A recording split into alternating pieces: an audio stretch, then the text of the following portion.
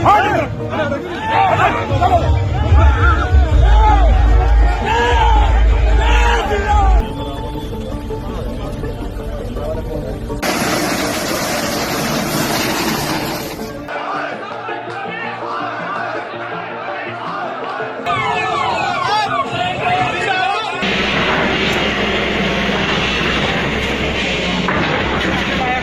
नमस्कार। अभी जो तस्वीरें आपने देखी, इनमें से कुछ तस्वीरें तो नागपुर की हैं और कुछ तस्वीरें उत्तर प्रदेश के संभल की हैं। नागपुर की जो तस्वीरें देखी उनमें बुलडोज़र चलता हुआ नज़र आ रहा है और ये बुलडोज़र चल रहा है फ़हीम खान के निवास के ऊपर।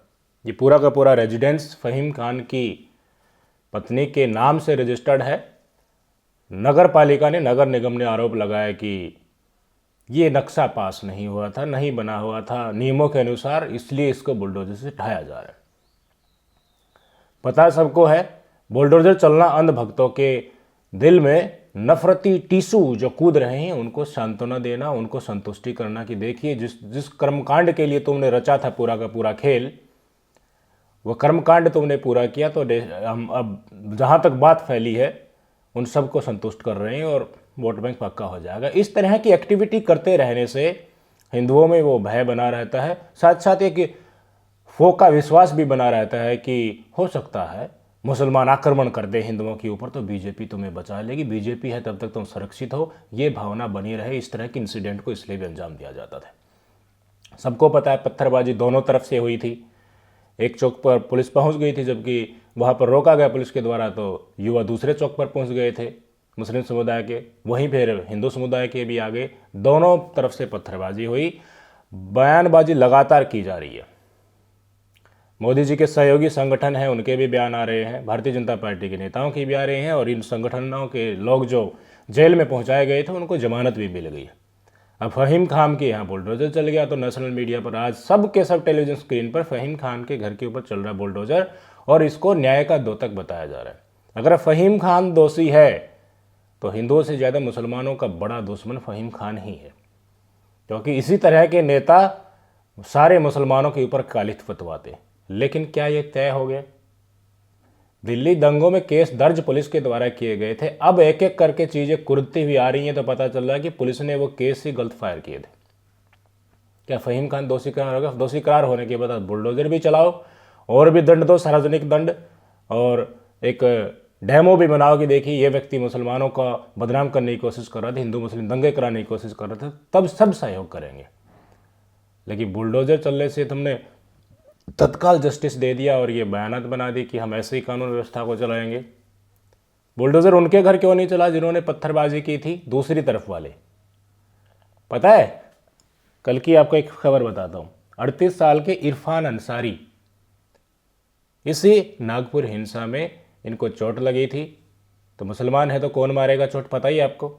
सिर फटा हुआ था, पूरी बॉडी के ऊपर पिटाई के निशान थे, मॉब लिंचिंग की थी इनकी और इनको मार डाला गया। इनकी मौत हो गई अस्पताल में। मौत देखी मुसलमानों की हुई है तो मुसलमानों को ही मारेगा क्या? वहाँ पर के दो समुदायों के बीच में था। अभी दिल्ली हाईकोर्ट का जजमेंट मैंने बताया, मुसलमानों को बरी करके जो नफरती हिंदुत्व के ठेकेदार था उनके ऊपर केस चलाया गया है। तो वहीं केस का एटलीस्ट रेफरेंस ले लीजिए। इस व्यक्ति को मारने वाले तो दूसरे समुदाय के हो गए ना। इरफान अंसारी जो 38 साल का था, अकेला कमाने वाला, तो फिर मौत मुस्लिम समुदाय के लोगों की होती है और उन्हीं को जेल में ठूसा जाता है और बाद में रपट आती है पुलिस की कि देखिए मुसलमानों ने मुसलमानों को मार डाला। संभल की जैसा ही नागपुर की जैसा ही नूह के जैसा ही दिल्ली दंगा, सब में एक ही चीज़ तो निकल कर सामने आती है, पुलिस की मक्कारी। पुलिस एक नौकर होती है और नौकर को जैसा आदेश देगा वो तो वैसा करेंगे भाई, क्या ही कर सकते हैं। नौकर को आदेश कौन देगा? जो कुर्सी पर बैठा है। कुर्सी पर भारतीय जनता पार्टी की सरकारें बैठी हैं। अब सहयोगी संगठन हैं, उनसे कुछ आवाज़ लगा रहे हैं कि मुसलमानों की तरफ देखिए, आंख भी उठाकर देखा तो हम बर्दाश्त नहीं करेंगे। अजित पवार एनसीपी, नई एनसीपी बनाने वाले, इनको चिंता होने लगी है। और भी सहयोगी संगठन है, उन्होंने भी इसी प्रकार के बयान दिए हैं। असदुद्दीन ओवैसी तो काफ़ी दिन से इस मुद्दे पर बोल ही रहे हैं। लेकिन मुझे बता दीजिए, अगर कोई व्यक्ति निर्दोष अगर साबित हो जाता है तो इसका बुलडोजर घर बनाकर दोबारा देंगे? वीडियो तो ये भी आ रही है कि देखिए फ़हीम खान ने एडिटेड वीडियो डाला, 500 युवाओं को इकट्ठा किया, इसके पास संसाधन थे, पूरा सर्कल था, चुनाव लड़ा था, तो तुरंत उनको मोबिलाइज कर लिया। ऐसे कुछ इंसिडेंट आई समझ में, उनके ऊपर एक्शन हो रहा है। लेकिन अगर ये झूठा निकलता है, तो अगर सच निकलता है तो सब ताली बजाएंगे, सब साथ रहेंगे। और मुसलमानों को ज़्यादा खुश होना चाहिए अगर ये दोषी व्यक्ति पाता है तो, क्योंकि इसी तरह के लोग सारे मुसलमानों के ऊपर कालित पुतवाते हैं, क्योंकि कालित पुतवाने के लिए वो तैयार बैठे हैं। कोई इंसिडेंट होता है कि सब मुसलमान ऐसे ही हैं, थोड़ी हिंसा हो जाए फिर ये गाड़ियाँ जलाएंगे, आगजनी करेंगे, पत्थरबाजी करेंगे, पेट्रोल बम फेंकेंगे, ये तमगा प्लस आतंकवादी भी कह देंगे। ये सारे मुसलमानों के ऊपर चिपकाने के लिए तथाकथित हिंदुत्व के ठेकेदार और उनके संगठन दिहाड़ेबाज तैयार बैठे रहते हैं। ये नागपुर की आज की इंसिडेंट है। अभी न्यायालय ने नहीं लिख कर दिया कि फ़हीम खान दोषी है, नहीं, फ़हीम खान से कोई सहानुभूति नहीं किसी की, लेकिन वो निर्दोष निकलता है तो फिर दोषी कोई और निकलता है। और जिन्होंने तांडव किया, पता है तांडव किसने किया? यहाँ छोड़ दीजिए कि मुसलमान निकल करके आए प्रदर्शन करने के लिए, आपके मोहल्ले में इसी तरह के इंसिडेंट होते हैं। कोई व्यक्ति हुड़दंग करता है, आपके घर के आगे आके हुड़दंग करता है, नारेबाजी करता है, ज़बरदस्ती आपको उकसाने की कोशिश करता है, तो कब तक घर पे बैठे रहोगे आप? मुसलमान शब्द छोड़ दीजिए, हिंदू मुसलमान, यहाँ पर कुछ तो कुछ जवाब दोगे ना आप। अगर आपके घर में युवा है, माता पिता तो समझदार होते हैं, युवा है तो वो शायद लिपटा छिपटी भी हो जाए उनके साथ। इसी प्रकार इसका इंसिडेंट यहाँ पर हुआ था, इसी प्रकार का संभल में हुआ था, इसी प्रकार का नूह में हुआ था, इसी प्रकार का दिल्ली में दंगों में समय हुआ था।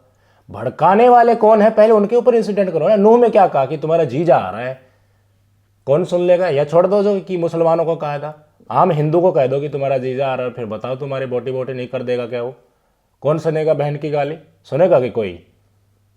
लेकिन प्रशासन समय रहते सजग रहता है और कुछ दोनों सद्भाव के साथ चलते रहते हैं। पहले माहौल ना बना होता है एक दूसरे के प्रति छिटाकशी करने का, तो चीज़ें सुधर जाती। लेकिन पहले ही छावा मूवी आई, फिर अबू आजमी का जमान जो बयान आ गया, फिर योगी बोले कि ये कर देंगे वो कर देंगे, औरंगजेब को मानने वाले देशद्रोह लगा देंगे, उन आखरताओं के प्रति ये रवैया होना चाहिए। तो मुझे बताइए, एक तरफ की थाली तो दिख गई, जो पिट रही है, जो बज रही है, वो थाली तो दिख गई, लेकिन जो हथौड़ा उसके ऊपर मारा जा रहा है वो थाली उसी हथौड़े से बजी है। तो हथौड़े का कसूर क्यों नहीं? आपत्तिजनक सामग्री डाल करके चादर में लपेट करके उसको जलाया जाने की कोशिशें क्या थी कि निकल करके आए? ये दिहाड़ीबाजी संगठनों का चाल होता है पूरी। इनको दिखाना होता है हर दिन की कार्रवाई की, अब हमने इस मुद्दे के ऊपर इतनी कार्रवाई की, बताओ भाई इतना दिहाड़ी हो गया, हमें दिहाड़ी दो। ये रेगुलर इनका काम होता है। बीजेपी को इनका सहयोग मिलता है, चुनाव में मदद करते हैं तो बात बराबर हो जाती है। कसूर किसका? कसूर हम हिंदुओं और हम मुसलमानों, आम मुसलमानों का है, जो इनकी चाल को नहीं समझ सकते। ये हमारी बहादुरी का प्रचारक नहीं, ये हमारी कमजोरी का फायदा उठाने वाले ये लोग हैं कि अपने जाल में अपने आप को चतुर समझ के हम आम लोगों को अपने हिंदुत्व के जाल में या फिर कट्टरता इस्लामियत के जाल में हमें फंसा पा रहे। कुछ इंसिडेंट मैं कहता हूँ अच्छा बुरा हर जगह होते हैं। मुसलमान समाज के युवाओं को भी कई अंतर्राष्ट्रीय एजेंसी इस्लाम के नाम पर फंसाती हैं, उनसे गलत काम करवाती हैं, नहीं करवाती हैं। ऐसे ही हिंदुओं का इस्तेमाल इसी देश में यहाँ की राजनीतिक एजेंसियाँ कर रही हैं, उनकी भावनाओं से खिलवाड़ करके, और हम खेलने दे रहे हैं।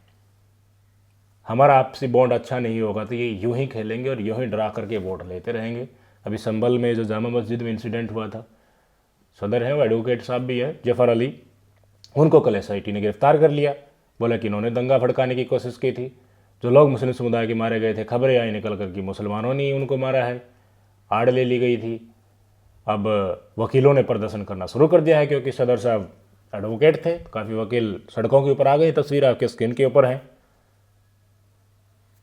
अली साहब ने, जो सदर हैं जामा मस्जिद की, उसी समय पर कहा था, अब भी कह रहे हैं कि मैंने पुलिस वालों की पोल खोल दी, इसलिए अब मुझे जेल में डाला जा रहा है। कहा कि मैंने कहा था एसडीएम को कि पानी बाहर मत निकालो, सेंसिटिव मामला है, बाहर लोग खड़े हुए हैं, पानी बाहर जाएगा तो सोचेंगे कि देखिए पानी से खुदाई हो रही है और फिर हाँ हुल्लड़ मचेगा, इंसिडेंट खराब होगी। लेकिन देखिए पुलिस तो लेकर चल रही है कि हमारा ये कानून है, हम तो इसी के ऊपर तुम्हें ही परखेंगे, सही उतरते हो या नहीं उतरते हो। अब ये वीडियो उसी समय पर वायरल हुई थी, अली साहब ने प्रेस कॉन्फ्रेंस भी करके बताई थी ये सारी की सारी इंसिडेंट पुलिस प्रशासन की नाकामी की वजह से हुए। तो देखते हैं चीज़ें किस तरीके से सामने आती हैं। अभी कुछ ही लिख दो, अभी संभल के पुलिस अधिकारी घूम रहे हैं वहाँ पर कि चीज़ों को नॉर्मलाइज कह रहे हैं कि हम नॉर्मलाइज करते हुए घूम रहे हैं। लेकिन आप साथ लेकर चीज़ों को समय रहते भ्रातृत्व बनाने की कोशिश करो ना। उसके बाद दंगे हो जाते हैं, उसके बाद ये दिखाना कि हमारी सरकार तो दंगाइयों को कान मरोड़ करके जेल में ठूसने के लिए तैयार रहती है, वो रवैया आप क्यों हर बार पिछड़ापन वाला दिखाते हैं? पहले कहाँ भाग जाते हैं? जो उकसा रहा है भाई साहब, उनके ऊपर कार्रवाई कब होगी? या उनके पास लाइसेंस है? उनका तो ऊपर तक लिंक है, बहुत ऊपर तक लिंक है, होम मिनिस्ट्री तक और पीएमओ तक। पुलिस वाले की हिम्मत नहीं बनती ना उनके पास जाने में, या फिर वो कुछ कर रहे हैं उनको रोकने में। अभी नंद किशोर था, नंद किशोर गुर्जर, यूपी का ही विधायक, वीडियो आ रही है आज आपकी स्क्रीन पर देख लीजिए। पुलिस वाले का गर्दन गला पकड़ते हुए यहाँ से नजर आ रहा है और कहने को कलश यात्रा कर रहा है सिर के ऊपर भगवत गीता उठा करके, और पुलिस वालों के ऊपर आरोप लगा रहा है, कपड़े नहीं पहन रहा, वही फटा कुर्ता भाग रहा है। अरे खुद की सरकार, खुद विधायक और पुलिस वाले क्या किसके साथ मजाक चल रहा है? जनता को बेवकूफ़ बनाने के लिए। आम हिंदुओं को कितना बेवकूफ़ बनाओगे यार, मुझे समझ नहीं आ रहा। मैं फिर कह रहा हूँ, हमारी कमी, हम समझ नहीं पा रहे इनकी चाल को और इनकी चाल में बह जाते हैं। ऐसा संगठन होना चाहिए। देखिए उत्तर भारत में खापों की बड़ी भूमिका होती है, खापे कोशिशें भी करते हैं, लेकिन खापे को संगठित करने के लिए एक मंच नहीं मिल पा रहा ताकि वो कोशिशें कर सकें। आरएसएस तो खाप के कंपैरिजन में कल आया है। एंशिएंट इंडिया टाइम के जब राजशाही होती थी उस समय से लेकर अब खाप चली आ रही है और खाप निर्णय करती समाज के भ्रातृत्व के लिए नजर आ रही है। खाप वाला कभी आपको ये नहीं मिलेगा कि ये हिंदू या मुसलमान है, इनमें हम भेद करें। वो सिर्फ न्याय करता हुआ सामाजिक सरोकार की बातें करेगा। लेकिन ये संगठन आपको पता ही है कैसे काम करते हैं। इसलिए खापों को ख़त्म करने के लिए लोग लगे हुए और विपक्ष वाले पता नहीं कहाँ डूबे हुए हैं। उनको समझ में नहीं आ रहा भाई, खापों को आप खुद नहीं कर सकते तो जो ऑलरेडी संगठन है उनको तो प्रोत्साहन दो। पता नहीं कहाँ डूबे विपक्षी चर्च सूंघ करके। उनको तो पता है कि पैसा इतना था, पैसा तो है ही उनके पास, इतने साल राज किया है, तो बस इलेक्शन के समय पर बता देंगे हमने ट्वीट किया था भाई फिलिस्तीन के मुसलमानों के समर्थन में बस हो गया वही। राज आएगा तब खोलेंगे मोहब्बत की दुकान, और तब तक अभी पिटते रहेंगे मुसलमानी में, जेल में जाते रहेंगे। अब कुछ नहीं करोगे, राज आओगे तभी करोगे। अब सिर्फ ये बताओगे कि बस अत्याचार हो रहे हैं, ऐसे नहीं होता है। ऐसे फिर मुसलमान बीजेपी को वोट डालने लग जाएंगे, कह रहे हैं अत्याचार साले एक बार बीजेपी से काम तो करवा लें अपने एरिया के, फिर कहा जाएंगे विपक्ष से बिल्कुल ख़त्म हो ही जाएंगे ना। या फिर कोई तीसरा पहलू नज़र आ जाएगा, उसको वोट देने लग जाएंगे मुसलमान, फिर क्या करेंगे ये अपने आप को सरकार बनाने का दम भरने वाले मुख्य विपक्षी पार्टियां। यही है बुलडोजर तंत्र, न्याय तंत्र नहीं है। नतीजा आने दीजिए, उसके बाद अगर कार्रवाई करते हो तो अच्छा लगता है, संविधान और लोकतंत्र का पालन करने वाला। अब मीडिया आपके पास ये नहीं कि भाई किसी को भी भयावह दिखा दोगे, किसी का किसी भी स्वरूप पेश कर दोगे और वही अंतिम रूप होगा। जनता कभी ना कभी तो जागेगी। आजकल युवा सोशल मीडिया पर सब देखता है, कितना कंट्रोल कर लोगे आप, कितना ही कंट्रोल कर लोगे। मीडिया की साख, नेशनल मीडिया को इसी के चलते तो देखना बंद कर गए ना लोग। अभी तनख्वाह देने के भी लाले पड़ रहे हैं कई चैनल्स के ऊपर, तो एक एंकर इधर एक एंकर उधर भाग रहा है, सब कुछ यूट्यूब के ऊपर। अब ये नफरती एंकर भी यूट्यूब के ऊपर शिफ्ट हो रहे हैं क्योंकि उनको पता है कि यहाँ पर लोग देखने वाले हैं। ये यहाँ पे बेवकूफ़ बनाने के लिए आ गए लोगों को।